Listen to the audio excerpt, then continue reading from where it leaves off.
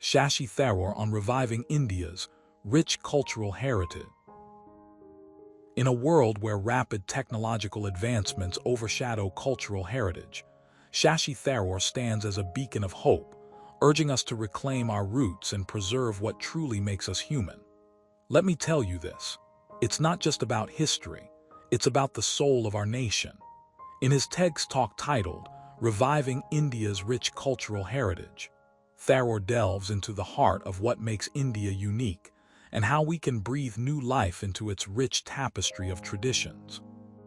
You might be wondering, why is this important? Isn't progress synonymous with advancement? Here's something you should know. Culture is the bedrock upon which civilizations stand, and by neglecting it, we risk losing not just artifacts but the very essence of who we are. Tharoor begins by asserting that every society has its own distinct cultural identity, which defines its character and sets it apart.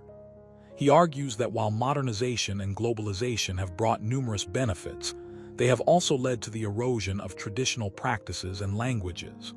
This is evident in many parts of India, where younger generations are increasingly opting out of their cultural roots in favor of Western influences. But here's the thing. This isn't just a trend, it's a crisis.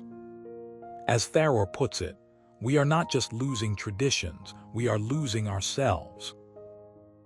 To illustrate this point, let's take the example of the ancient dance form Bharatanatyam. Once a vibrant art form performed across temples and courts, it now faces an uncertain future. Many young dancers are drawn to more contemporary forms of expression, neglecting the intricate movements and spiritual significance of Bharatanatyam. However, Tharoor highlights a grassroots movement in Tamil Nadu where local communities are actively reviving this tradition.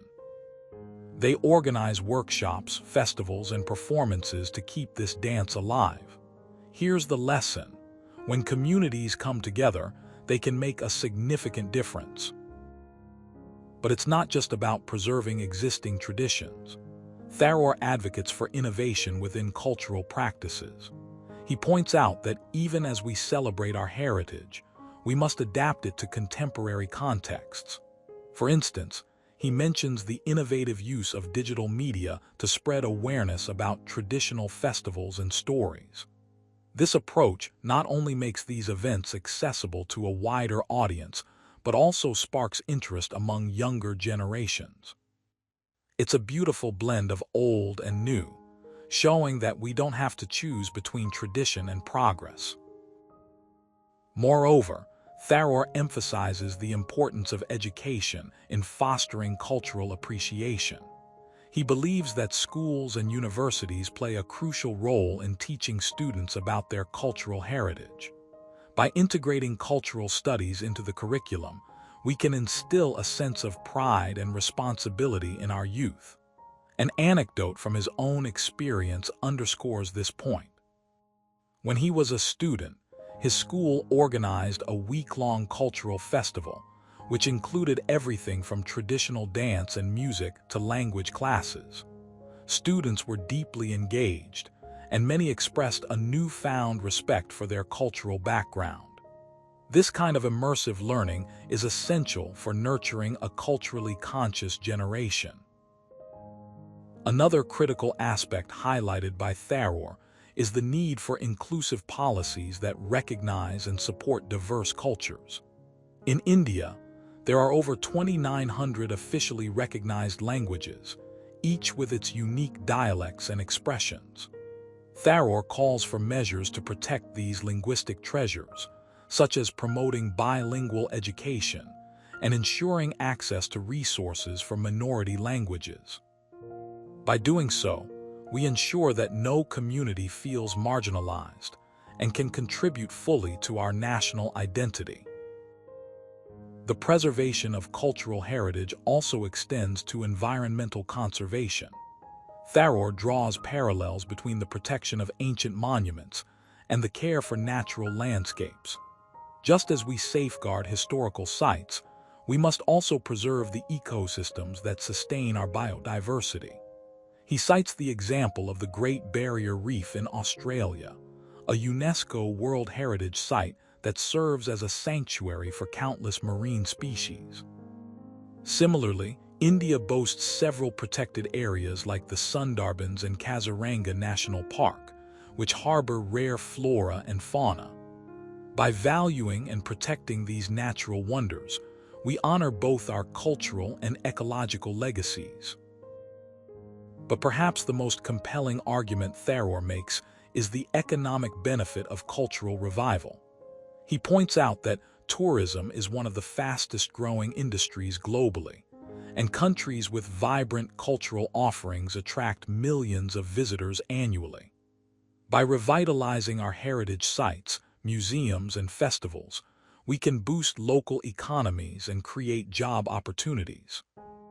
A case study from Kerala, India, shows how the government invested in renovating historical buildings and promoting cultural tourism.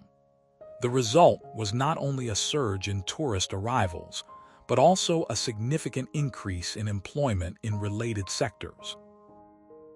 However, Tharoor acknowledges that challenges remain. Funding is often a hurdle, as many cultural institutions struggle to maintain their operations.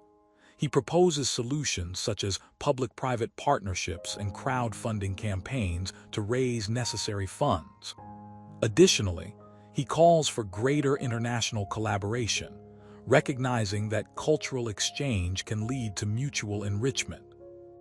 For instance, collaborations between Indian artists and those from other countries have produced stunning works that transcend cultural boundaries. Ultimately, Tharoor's vision is one of unity through diversity. He believes that by embracing our rich cultural heritage, we can foster a sense of belonging and shared purpose among all Indians. He challenges us to ask ourselves, how can we ensure that our children inherit a vibrant, culturally rich India? The answer lies in collective effort, commitment, and innovation. As Tharoor concludes, our cultural heritage is not just a pastiche of dead languages and relics. It is the living thread that connects us to our ancestors and shapes our future. In closing, let's reflect on this powerful message. We live in a time where technology and globalization seem to blur the lines between cultures, making it easier to forget our roots.